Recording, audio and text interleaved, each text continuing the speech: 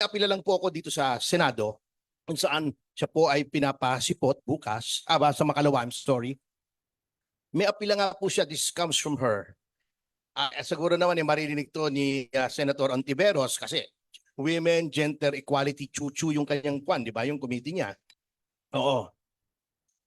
Ang apila po ay hindi na po kaya ni Miss Cassandra Leong. Kung gusto niyong ikulong, kulong niya na po. Sabi niya, kahit sa Women's Correctional, tatanggapin ko na, wag lang akong pahiyain nyo sa harap ng milyon-milyong mga tao. She does not want to testify. Sana po.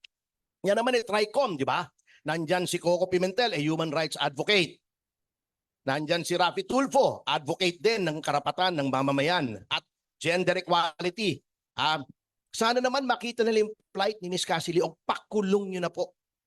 Kung kakasuhan, kasuhan na po natin. Pero wag na po sana itong dramang ito. Kawawa po yung bata. Kawawa po. Yan ang apila. Whether you take that appeal or not is up to you. Nasa inyo ang kapangyarihan.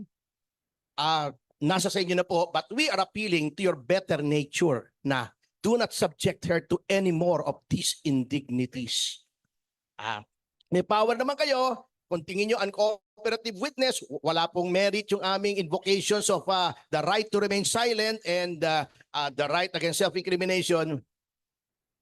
Willing na po siya. Siya po, hindi ko na po advise ito ha. Kasi ang abogado po ay nakaka-advise lang sa legal, hindi sa emotional, hindi sa mental, hindi sa moral, hanggang legal lang kami. Yun po, so far sa nakukuha ko kay Miss Cassie Leong, ang kanyang pakiramdam sa ngayon, huwag nyo na po akong ipahiya, hindi ko na kaya.